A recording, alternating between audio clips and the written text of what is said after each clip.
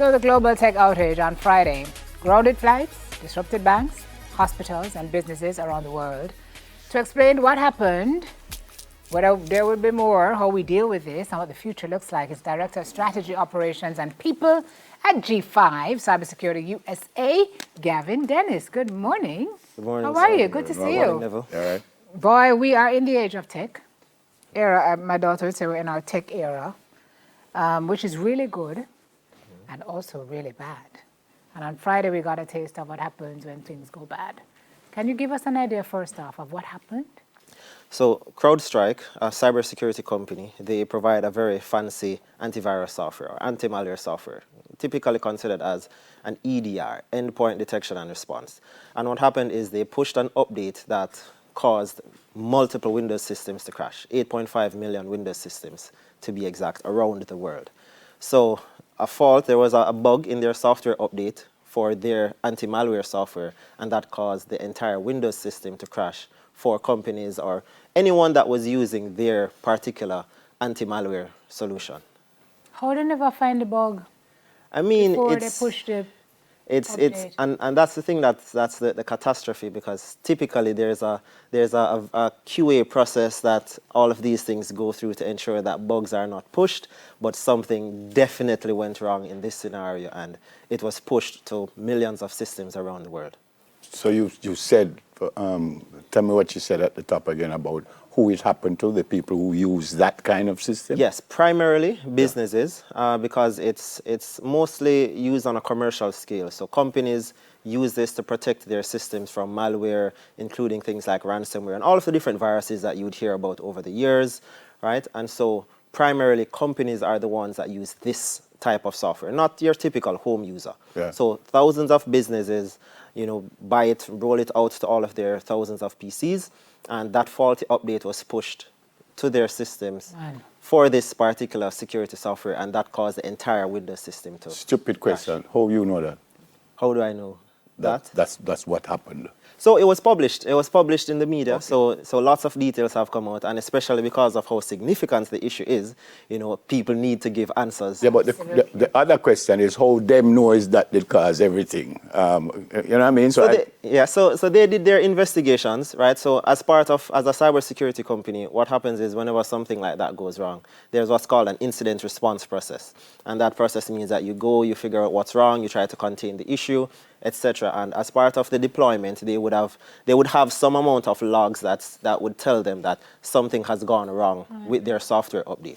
So that reports back to them, and now they investigate, they contacted Microsoft, and that whole collaborative effort now starts to, how can we contain this issue, because it's affecting thousands of businesses. How long did it take to resolve? It's not fully resolved. So a lot of there's an effort now to roll out and fix it, but in many cases it requires physically going to a laptop to do something to recover the process. Shock and awe. So back to that's the because of days. how bad, because it causes the system to crash. Yeah. So if the system can't boot, and you have to go through a special process to boot these systems in what's called safe mode, which means that you need technical knowledge, you need to be able to be at that physical machine, because the system cannot boot for you to just tell someone. So where is the redundancy in a situation like this? I mean, there should be, but the problem is because it causes the system to crash, that's where the big issue really comes in. So these systems are not connected to the internet anymore because they can't boot to get to the internet for you to remotely. So you're redundant. Yes. Redundancy. So the redundancy is really, it's really your IT people, right? Having technical, competent people who can follow clear instructions and roll out these kinds of technical fixes. I don't know if you're a legal person. Pardon me. Bless you. Can they get themselves in any problem because of this? I mean, my assumption is yes. I'm so sorry. When you think about how much it's impacting airlines and all of these different industries, even the media, banking and finance, for every minute or even second that some of these businesses are down, they're losing money. And whether or not there's like a clear legal path, they are going to be upset and they're going to want to recover all of that lost money from someone. And if you're the direct cause and they know that it's your fault, then they are going to try and recover it from you, whichever way. And that, people who miss flights. yes, all the people that have missed flights, all the people that can't do their banking transactions, businesses that can't do just their normal course of business. I'm reading of because companies that yes. had to be driving blood from state to state because they couldn't fly the blood. And People need the blood. And so you have loss of life. That's a real risk. And, you know, loss of life trumps everything else. And so if people actually die, then families might want to sue because of this issue. In Sim's opening, she said, will it happen again? So I guess because of how we live, where we live, why we live, it can happen again, can't it? It can, but it shouldn't. And I guess because of how major this is, it should cause everyone to be on edge about their practices of rolling out software updates, their practices around, you know, how their software can impact an entire operating system. So it should cause everyone to be more cautious. And this is something that rarely happens on such a large scale. Sim also asked if it's finished, and you said it's still not finished yet. No. So what needs to happen for you to come back and say, yeah, man, we're good again now? So for most of those companies, you'll have to report back to say, you know, either, you know, their systems have been fixed, right? Because some of them, their systems can't directly communicate with CrowdStrike, which is the company that caused the issue. There are some companies that have, let's say, 5,000 laptops. Some of these are people who are working in different countries apart from the company, right? So in some cases, some people might have to send their laptops back.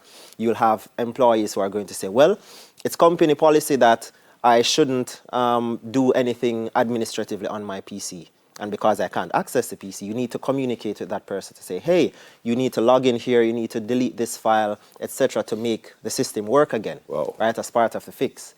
Now, you'll have issues like some people are going to say, well, I don't want to take the risk and delete something, and then I'm going to be held liable as an employee. Productivity issues as well. Yes, productivity, and then some people will say company policy says that I shouldn't do this. Now you want me to take my personal device to join a Zoom meeting, to go through this whole process. I'm not IT.